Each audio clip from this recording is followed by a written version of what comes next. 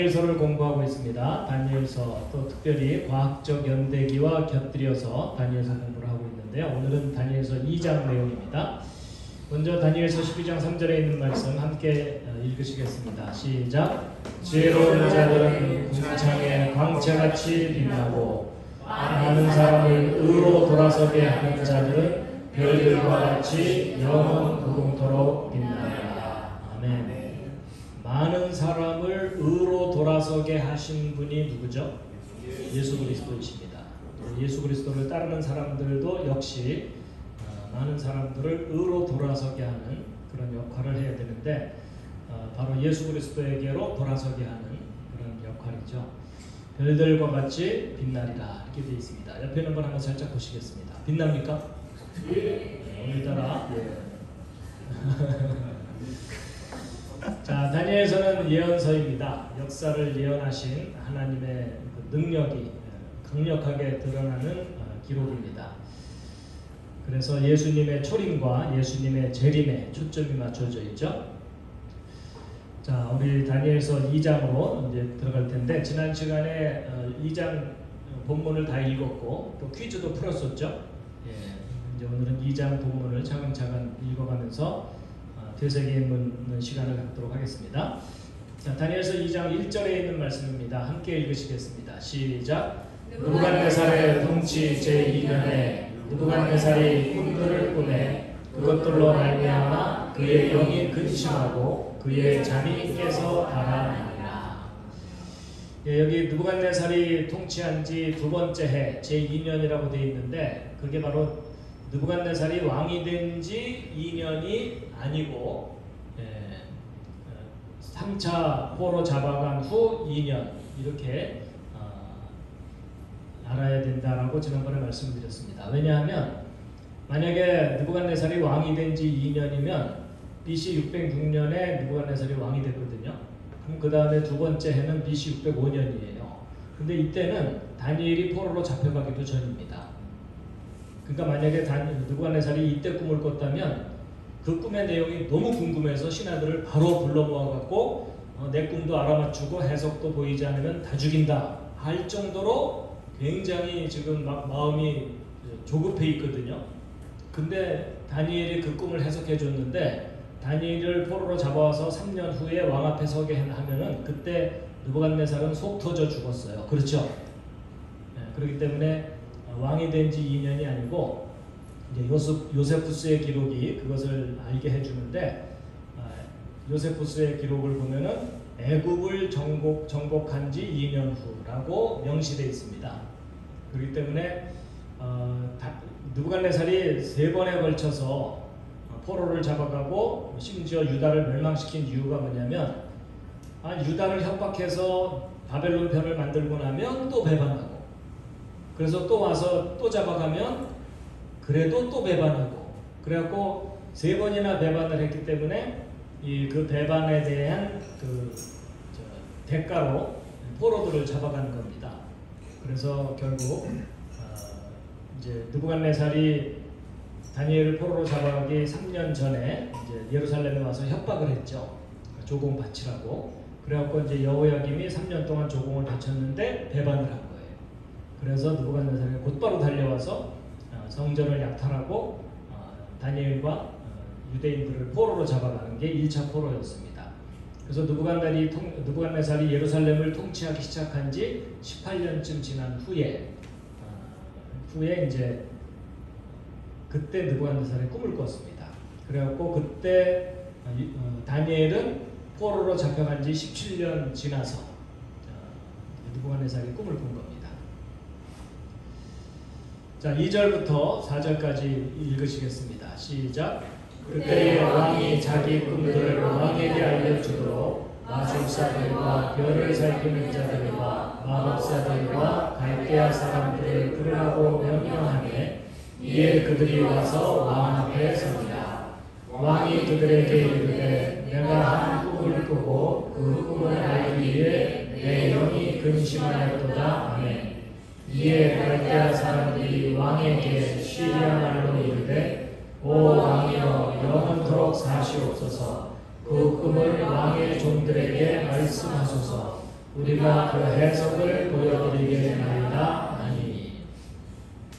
자, 여기서 좀 특이한 점은 다니엘서는 1장부터 2장 3절까지는 히브리어로 기록되어 있다가 2장 4절 바로 이 부분부터는 아람말, 그때 당시 국제 언어인 아람말로 7장 24절까지 기록되어 있는데, 또 마지막 7장 25절부터 12장까지는 또 히브리 말로 또 기록이 되어 있어요. 그래서 왜 이렇게 언어가 바뀌었을까 하는 것에 대해서 학자들이 수많은 추측들을 하는데 어느 하나 명쾌하지는 않아요.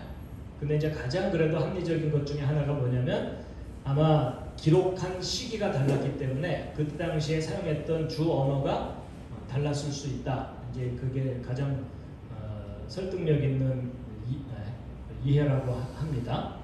그리고 또 다니엘이 다니엘서를 기록한 시기가 은퇴한 이후에 기록했을 가능성이 높다고 보고 있습니다. 어쨌든 그래가지고서 그 중간 부분이 아람말로 되어 있다는 것을 좀 참고해 두시고요. 예, 그래서 이제 느부갓네살 왕이 꿈을 꾸고 나서 그 꿈의 내용이 너무나 심각한 내용이었기 때문에 그 꿈의 해석을 반드시 알아야 되겠다 싶어서 이제 신하들을 다 불러 모아갖고 이제 해석을 구하는 그런 내용입니다. 이 별을 살핀다고 되어 있는데 이게 단순히 관찰하는 정도가 아니라 별에 대해서 과학적으로 연구를 했을 가능성이 높습니다. 그래서 천문학이 발달했을 가능성이 높습니다. 자, 이미 한번 읽은 내용이지만 계속 또 읽겠습니다. 시작. 왕이 갈대아 사람들에게 응답하여 이르되 그것이 내게서 떠났도다. 만일 너희가 그 꿈과 그것의 해석을 내게 알려주지 아니하면 너희를 여러 조각으로 쪼개며 너희 집들을 거름더미로 만들 것이요, 만일 너희가 그 꿈과 그것의 해석을 보이면 선물과 보상과 큰 명예를 내게서 받으리라. 그런즉 그 꿈과 그것의 해석을 내게 보이라 하거늘.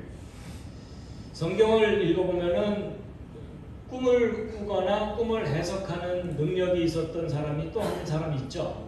누구죠? 요셉입니다. 예, 그래서 지난주에 예배 끝나고 나서 모임도 다 끝나고 청년들하고 몇 분이 이제 함께 가서 대화를 나누던 중에 요셉과 다니엘의 닮은 점과 다른 점 이런 얘기를 좀 했었어요. 닮은 점은 이제 꿈을 꾸고 꿈을 해석한다는 거죠. 그렇죠? 근데 다른 점은 뭘까요? 꿈에 대해서. 그렇죠. 꿈까지도 남의 꿈을 알아맞추는 것은 요셉은 하지 못했는데 할 수 있었는데 안 했을 수도 있어요. 근데 어쨌든 요셉의 기록에는 없고, 다니엘은 왕이 꾼 꿈을 그 내용을 알아맞추는, 근데 그건 정말 하나님이 계시하지 않으면 절대로 알아맞출 수 없는 거죠. 그렇죠? 예. 그런 차이점에 대해서 잘 모르다가 이제 유심히 성경을 읽고서 그 차이점을 발견하고 놀랬다는 그런 얘기도 나누고 그랬었습니다. 어떤 예언적인 꿈을 꿀 수 있는 사람들이 있죠. 그렇죠? 예. 그걸 예지몽이라고 하나요? 근데 꿈도 중요하지만 해석도 중요합니다.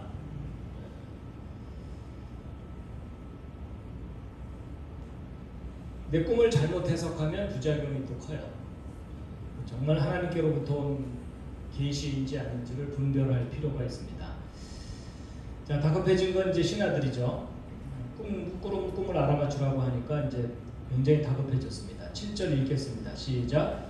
그들이 다시 응답하여 이르되 왕께서는 그 꿈을 자신의 종들에게 이르소서, 그리하면 우리가 그것의 해석을 보여드리겠나이다 하매, 왕이 응답하여 이르되 내가 분명히 아노라. 그것이 내게서 떠났음을 너희가 알므로 시간을 벌려 하는도다. 그러나 너희가 그 꿈을 내게 알려주지 아니하면 너희를 위한 식량은 오직 하나뿐이니, 이는 때가 변할 때까지 너희가 거짓되고 부패한 말을 예비하여 내 앞에서 말하라 하였기 때문이다. 너희들이 쿠데타를 일으켜서 나를 제거하고 난 다음까지 시간을 벌려고 지금 나에게 자 9장 마저 읽겠습니다. 시작. 그러므로 내게 그 꿈을 이루라. 그리하면 너희가 능히 그것의 해석도 내게 보일 줄을 내가 알리라 하더라. 시간 끌지 말고 내가 무슨 꿈 꿨는지 알아맞혀라. 그래야 너희들이 해석할 수 있다는 것도 인정하겠다. 이런 내용이죠. 자, 계속 이제 왕하고 신하들이 실랑이를 벌입니다. 함께 읽겠습니다. 시작. 갈대아 사람들이 왕 앞에서 응답하여 이르되 땅에는 왕의 그 일을 보여줄 사람이 없나이다. 그러므로 어떤 왕이나 공주나 치자도 이런 일들을 마술사나 별을 살피는 자나 갈대아 사람에게 물어본 적이 없었나이다. 왕이 요구하신 것은 드문 일이니이다. 육체와 함께 과하지 않는 신들 외에는 왕 앞에서 그것을 보여줄 자가 아무도 없나이다 하네. 왕이 이런 까닭으로 분노하고 심히 경고하여 바벨론의 모든 지혜자들을 멸하라고 명령하니라. 아무리 그래도 그렇지 사실은 불가능한 걸 요구해놓고 다 죽인다는 건 말이 안 되죠. 그렇죠? 근데 어쩌면 저런 상황이 벌어질 정도로 그 꿈의 내용이 정말로 심각했던 거였겠죠. 자, 13절부터 또 읽겠습니다. 시작. 지혜자들을 죽이라는 칙령이 나가니 그들이 다니엘과 그의 동료들을 죽이려고 찾았다. 그때에 왕의 보위대장 아리옥이 나가서 바벨론의 지혜자들을 죽이려 하니 다니엘이 그에게 계략과 지혜로 응답하니라. 그가 왕의 대장 아리옥에게 응답하여 이르되 왕이 내린 칙령이 어찌하여 그리 급하나이까 하니 이에 아리옥이 그 일을 다니엘에게 알리니 그때에 다니엘이 들어가서 왕에게 요청하여 왕이 자기에게 시간을 주면 자기가 왕에게 그 해석을 보여주겠다고 하니라. 예, 이미 지난번에 다 읽으면서 설명을 했기 때문에 이 부분은 좀 빨리 넘어가도록 하겠습니다. 자, 17절 혹시 읽다가 중간에 궁금한 점이 있으시면 언제라도 말씀하셔도 됩니다. 자, 17절 또 읽겠습니다. 시작. 그때 다니엘이 자기 집으로 가서 자기 동료 하나님과 미사엘과 아사랴에게 그 일을 하였으니 이것은 그들이 이 은밀한 일에 관하여 하늘의 하나님의 긍휼을 구하게 함으로써 다니엘과 그의 동료들이 바벨론의 나머지 지혜자들과 함께 죽임을 당하지 아니하게 하려 함이더라. 19절입니다. 그때에 그 은밀한 일이 밤의 환상 속에서 다니엘에게 계시되에 그때에 다니엘이 하늘의 하나님을 찬송하니라. 19절을 읽으면서 저는 무슨 생각이 들었냐면 다니엘을 나중에 만나서 저 장면이 어떤 장면인지 물어보고 싶어요. 어떤 형태로 계시가 됐는지, 파워포인트로 쫙 계시가 됐는지, 동영상으로 계시가 됐는지, 아니면 가상현실로 계시가 됐는지, 그때 기술 수준이 어느 정도였는지.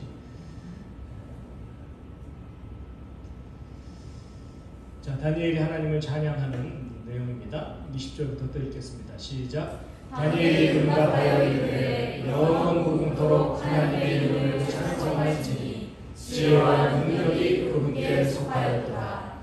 그분께서는 때와 시기를 바꾸시며 왕들을 해하시고 왕들을 세우시며 지혜로운 자에게 지혜를 주시고 명철을 많은 자들에게 지식을 주시는구나.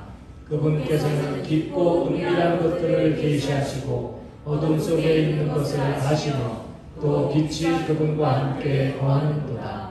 오 내 조상들의 하나님이여, 주께서 내게 지혜와 능력을 주시고 우리가 주께 구한 것을 이제 내게 알려주셨사오니 내가 주께 감사하며 주를 찬양하나이다. 이제 주께서 왕의 일을 우리에게 알려주셨나이다 하니라. 왕의 일은 아마 왕이 꾼 꿈, 그것을 의미하겠죠. 자, 24절부터 또 읽겠습니다. 시작. 그러므로 다니엘이 들어가서 왕이 바벨론의 지혜자들을 멸하기 위해 세운 아리오에게 이르니라. 그가 가서 그에게 이같이 이르되 바벨론의 지혜자들을 멸하지 말고 나를 왕 앞으로 데려가소서. 그리하면 내가 왕에게 그 해석을 보여드리리라 하니라. 이에 아리옥이 급히 다니엘을 왕 앞으로 데려가고 왕에게 이같이 이르되 내가 유다의 포로들 중에서 한 사람을 찾았사오니 그가 왕께 그 해석을 알려드리리라 하니라. 왕이 벨드사살이라는 이름을 가진 다니엘에게 응답하여 이르되 내가 본 꿈과 그것의 해석을 내가 능히 내게 알려줄 수 있느냐 하니 다니엘이 왕 앞에서 대답하여 이르되 왕이 다그쳐 물으신 그 은밀한 일은 지혜자들이나 별을 살피는 자들이나 마술사들이나 점쟁이들이 능히 왕께 보여드릴 수 없는 것이니라. 그러나 은밀한 일들을 계시하시며 마지막 날들에 있을 일을 느부갓네살 왕에게 알려주시는 한 하나님이 하늘에 계시나이다. 왕의 침상에서 본 왕의 꿈, 곧 왕의 머릿속의 환상들은 이러하니이다. 계속 읽겠습니다. 오 왕이여, 왕으로 말하는데 왕의 침상에서 왕의 마음에 일어나는 생각들은 이후에 일어날 일이 오며 은밀한 일들을 계시하시느니라. 앞으로 일어날 일을 왕에게 알려주시느니라. 그러나 나로 말하는데 그분께서 이 은밀한 일을 내게 계시하신 것은 살아있는 어떤 사람보다도 내게 더 많이 있는 어떤 지혜 때문이 아닙니다. 다만 이 일은 왕께 그 해석을 알려 왕으로 하여금 왕의 마음의 생각들을 알게 할 자들을 위한 것이니이다. 아멘. 왕을 통해서 왕이 꾼 그 꿈의 내용들을 깨달아야 할 사람들에게 깨닫게 하기 위한 것이다. 바로 여러분과 저를 위해서 느부갓네살에게 하나님이 꿈을 주시고 다니엘이 그 해석을 하게 하시고 그런 겁니다.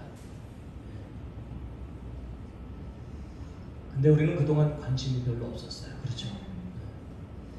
자, 그러면서 이제 드디어 그 신상 내용에 대해서 다니엘이 알아맞추기 시작합니다. 자, 31절입니다. 함께 읽겠습니다. 시작. 오 왕이여, 왕이 보셨사온데 보소서 큰 형상이니이다. 이 큰 형상이 왕 앞에 섰는데 그것의 광채가 뛰어나며 그것의 형태가 두려웠고. 예, 이제 다니엘이 드디어 그 꿈을 알아맞추기 시작하는데 왕이시여, 왕께서 꿈에 큰 형상을 보았습니다 라고 말을 하는 순간 느부갓네살 왕이 놀랬을까요? 안 놀랬을까요? 놀랐어요. 그 놀란 표정을 한번 지어보시기 바랍니다.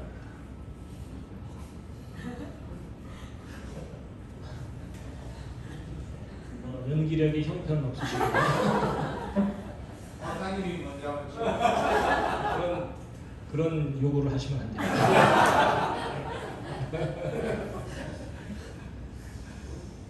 정말 왕이 엄청나게 놀랐을 것 같아요. 그렇죠? 맞아. 저놈 봐라. 뭐 이런 거죠. 자, 근데 이제 그 꿈에 나타난 그 형상이, 자, 32절부터 계속 읽겠습니다. 시작. 이 형상의 머리는 정금이요, 그의 가슴과 두 팔은 은이요, 그의 배와 두 넓적다리는 노시요, 그의 두 다리는 쇠요, 그의 두 발은 얼마는 쇠요, 얼마는 진흙이었나이다. 예, 그 신상의 모습이 어떤 모습이었는지는 모르지만 이 머리, 가슴, 그 다음에 허벅지, 뭐 이렇게 종아리 이렇게 표현된 걸로 보아서 사람이에요.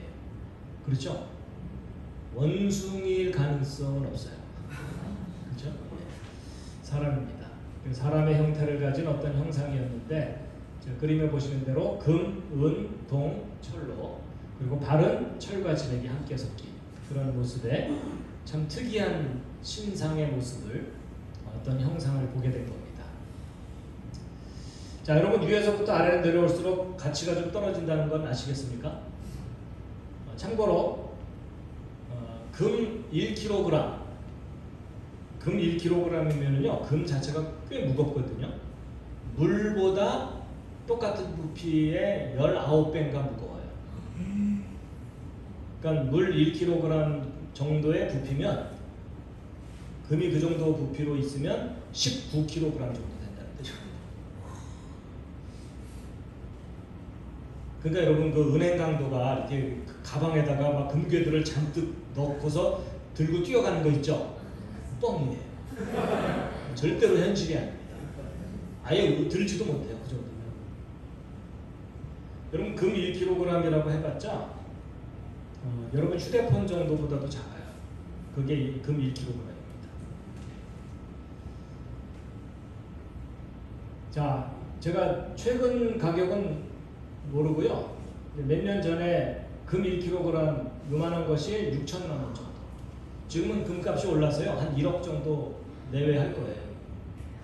그러니까 여러분 부자들이 금덩어리를 모으는 이유가 부피가 적은데 가치가 아주 높아서.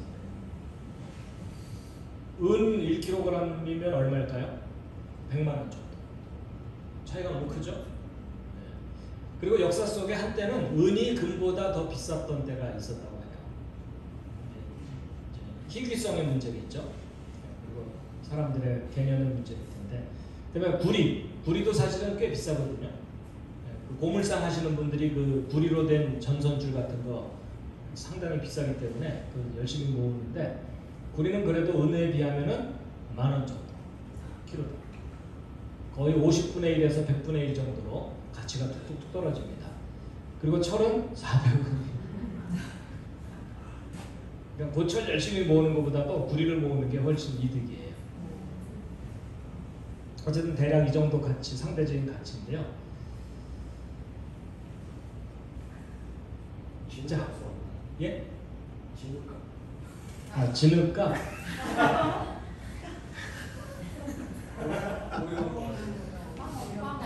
오종택 형제만이 할 수 있는 질문이었어요. 그렇죠? 예배 끝나고 나서 벌써야 정말 진흙값은 얼마나 될까요? 한 100원 할까요? 1kg에 100원? 그것도 꽤 비싼 거죠? 그것도 안 되겠죠? 사실은 뭐 예전에는 우리나라에서 진흙은 뭐 그냥 널린 게 진흙이라서, 근데 요즘은 또 흙도 돈 주고 사야 됩니다. 자, 어쨌든 이런 신상이 나타났는데 34절부터 또 읽겠습니다. 시작. 왕이 보셨는데 마침내 손을 대지 아니하고 깎아낸 돌이 그 형상을 치되 쇠와 진흙으로 된 그의 두 발을 쳐서 그것들을 산산조각 내매 그때에 쇠와 진흙과 놋과 은과 금이 다 산산조각 나서 여름 가장마당에 겨같이 되어 바람에 쓸려감으로 그것들의 자리를 찾지 못하였고 그 형상을 친 돌은 큰 산이 되어 온 땅을 채웠나이다. 자, 이렇게 신상이 이렇게 딱 있었는데 손을 대지 않고 깎아낸 돌이래요. 그리고 손 대지 않고 깎으려면 어떻게 뒷짐지고 그런 뜻이 아니라 사람이 만든 것이 아닌, 그럼 사람이 만든 게 아닌 나머지 모든 것은 누가 만드셨죠? 하나님. 그러니까 하나님께로부터 온 돌이, 반석이신 하나님께로부터 온 돌이 그 형상을 꽝 친 거예요. 그 두 발을 꽝 쳤더니 이 신상은 산산조각이 나서 가루가 돼서 사라지고 그 신상을 친 돌은 세상에 가득해졌다. 근데 하늘에서부터 내려온 저 돌은 누구를 상징하는 거죠? 예수 그리스도를 상징합니다. 하늘로부터 오신 분이 이 신상의 발 부분을 꽝 때릴 텐데 그때 이 신상은 부서질 거고, 그리고 그 신상을 친 돌은 세상에 가득해질 거다. 곧 예수 그리스도를 믿는 사람들이 세상에 가득해질 거다. 그런 예언적인 내용입니다. 자, 이제 해석을 해주는데요. 36절부터 읽겠습니다. 시작. 그 꿈은 이러한즉 우리가 왕 앞에서 그것의 해석을 구하리이다. 오 왕이여, 왕은 왕들의 왕이시오니 하늘의 하나님께서 왕에게 왕국과 권능과 세력과 영광을 주셨나이다. 사람들의 자녀들이 어느 곳에 거하든지 그분께서 들의 짐승들과 하늘의 날짐승들 곧 그것들을 왕의 손에 주시고 왕을 그 모든 것을 다스릴 치리자로 삼으셨나니 왕은 곧 그 금머리이다. 여기 왕은 누구죠? 느부갓네살입니다. 느부갓네살이 바벨론 왕국을 강력한 나라로 만들었죠. 근데 그 느부갓네살이 금으로 된 머리 부분입니다. 그래서 이 머리로 된 이 부분이 바벨론 왕국을 의미합니다. 그런 내용이죠. 그래서 이 느부갓네살 왕은요, 예수 그리스도를 예표하는 인물이기도 해요. 그래서 느부갓네살 왕하고 예수님이 닮은 점이 있어요. 다니엘서를 쭉 읽어나가다 보면 느부갓네살이 두 가지 역할을 해요. 그래서 제국들의 우두머리 왕 역할도 하지만 우두머리 왕이신 분이 누구죠? 예수님이시거든요. 그래서 모든 것을 다스릴 치리자로 하나님께서 예수님을 세우셨잖아요. 그래서 이 느부갓네살 왕의 그 왕에게 표현된 내용 중에 예수님을 떠올리게 하는 내용들이 꽤 많아요. 좀 염두에 두시면서 읽으시면 되겠습니다. 자, 그래서 이제 왕은 금으로 된 이 머리 부분입니다. 그래서 이 정수리 부분이 느부갓네살이 왕이 된 때를 의미합니다. 그때로부터 시간이 흘러서 바벨론이 멸망할 거고 그 다음 나라가 세워질 겁니다. 그런 겁니다. 자, 39절부터 또 읽겠습니다. 시작. 왕 이후에 왕의 왕국보다 못한 다른 왕국이 일어날 것이요 셋째로 또 다른 놋 왕국이 온 땅을 다스릴 것이며 넷째 왕국은 쇠같이 강하리니 쇠는 모든 물건을 산산조각내며 정복하나이다. 이 모든 것을 부수는 쇠같이 그 왕국이 모든 것을 산산조각내고 상하게 하리이다. 사실 그때 당시 바벨론 왕국 말고도 다른 왕국들이 지구 곳곳에 있었거든요. 근데 굳이 바벨론 왕국을 말하는 이유가 뭐냐면 예루살렘을 정복한 왕국이라서 그래요. 그래서 예루살렘이 항상 중심입니다. 그래서 예루살렘을 정복하는 왕국들이 이렇게 변해갈 겁니다. 이걸 예언하신 겁니다. 그래서 바벨론 왕국 다음으로 예루살렘을 점령했던 왕국은 어느 왕국일까요? 페르시아입니다. 메데 페르시아. 그 다음에 메데 페르시아가 망하고 세 번째로 예루살렘을 지배했던 나라가 그리스입니다. 그리고 나서 그리스가 또 망하고 예루살렘을 지배한 네 번째 나라가 로마입니다. 그래서 예루살렘을 지배하는 나라가 계속 바뀔 겁니다. 놀랍게도 이게 예언이 된 거예요. 그러니까 그리스 왕국이 출현한 것은 누구 때문이죠? 하나님이십니다. 하나님께서 그리스 왕국이 패권을 차지하게 했고 또 하나님께서 로마가 강하게 돼서 그리스를 망하게 하고 로마 제국을 강하게 세우게 될 것을 하나님이 예언하신 겁니다. 왜냐하면 예언한 이대로 역사가 이루어지거든요. 좀 감동하는 표정 좀 해주세요.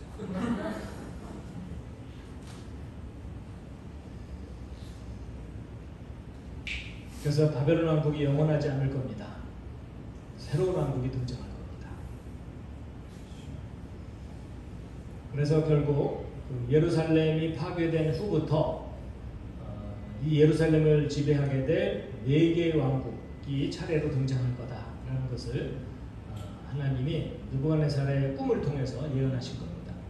그래서 바벨론 다음 왕국이 메데 페르시아, 그 다음에 세 번째 왕국이 그리스, 네 번째 왕국이 로마입니다.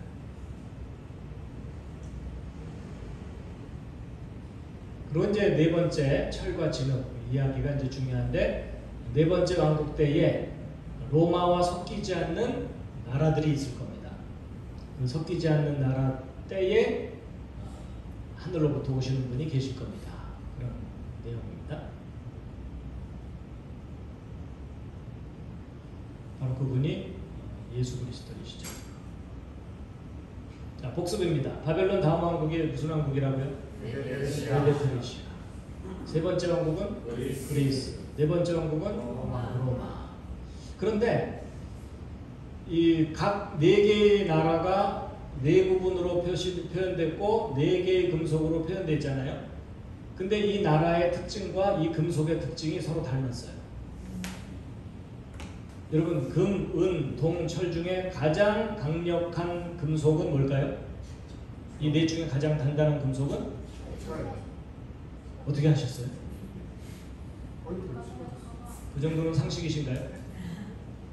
여러분 제가 그 학부 때 대학교 때 전공이 금속공학입니다. 그래서 제가 미팅 나가면 저는 철학과를 다닌다고 얘기를 했어요.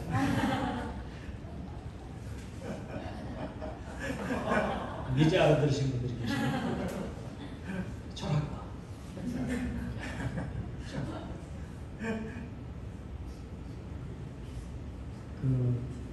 그래서 이 네 왕국 중에 가장 강력한 왕국이 로마입니다. 그래서 이 금속의 특징과 제국의 특징을 하나님께서 담게 하셔서 예언을 하실 겁니다. 그 다음에 역사상 가장 영광을 누린 제국은 어느 제국일까요? 바벨론입니다. 바벨론은요 그냥 금으로 처바른 제국이에요. 좀 약간 직설적으로 표현하면 그냥 온통 금이에요. 온통 금. 그래서 가장 영광스러웠던 제국은 바벨론입니다. 근데 우리가 얘기하는 이 바벨론은요 신바벨론이에요. 그러니까 느부갓네살 왕이 다스리던 바벨론 왕국 이전에도 바벨론 왕국이 있었어요. 구바벨론이죠. 그래서 우리가 보통 그냥 바벨론의 느부갓네살 이렇게 표현하지만 좀 더 정확하게 표현하면 신바벨론 왕국의 느부갓네살 2세입니다. 2세. 자, 그 다음에 이제 요 신상의 신체적인 특징이요. 신체적인 특징이 그 제국의 특징하고도 닮았어요. 여러분 이 가슴 부분을 보면은 팔이 두 개죠. 몸통은 하나인데 팔이 두 개죠. 이 메데하고 페르시아는요 같은 민족이에요. 근데 두 개의 나라가 세워진 거예요. 그래서 몸통 하나에 팔이 두 개인 것처럼 같은 민족으로부터 두 개의 나라가 세워졌는데 먼저 세워진 나라가 메데고 메데가 페르시아 지역을 다스렸었거든요. 근데 이 페르시아 지역에 걸출한 왕이 등장을 하는데 그 고레스 왕이에요. 그 고레스 왕이 메데를 정복해버려요. 그래서 여러분 우리도 이렇게 양팔이 있지만 한쪽 팔이 다른 쪽 팔보다 강한 그런 대부분 그렇죠. 그래서 이제 메데 제국이 먼저 등장했지만 나중에 등장한 제국이 먼저 등장한 제국을 제압할 거다. 뭐 이런 의미가 두 번째 가슴 부분에 담겨 있습니다. 그 다음에 여기 그리스 왕국은 신체적인 특징을 보면 여기는 하나인데 밑으로 내려가면서 둘로 나눠지죠. 실제로 그리스 왕국이 처음에는 통일 왕국이었다가 네 개의 왕국으로 나눠지는데 근데 이게 다리가 네 개일 수는 없잖아요. 근데 이 두 개의 나라가 뭐냐면 예루살렘을 중심에 두고 북쪽 왕국과 남쪽 왕국이 서로 치고받고 싸우느라고 예루살렘이 늘 피해를 받거든요. 그래서 예루살렘을 정복한 두 개의 분열 왕국입니다. 나머지 두 개는 딴 곳에 있고. 그래서 예루살렘을 지배하는 나라가 원래 하나였다가 두 개의 나라로 나눠질 거다. 그런 의미를 가지고 있습니다.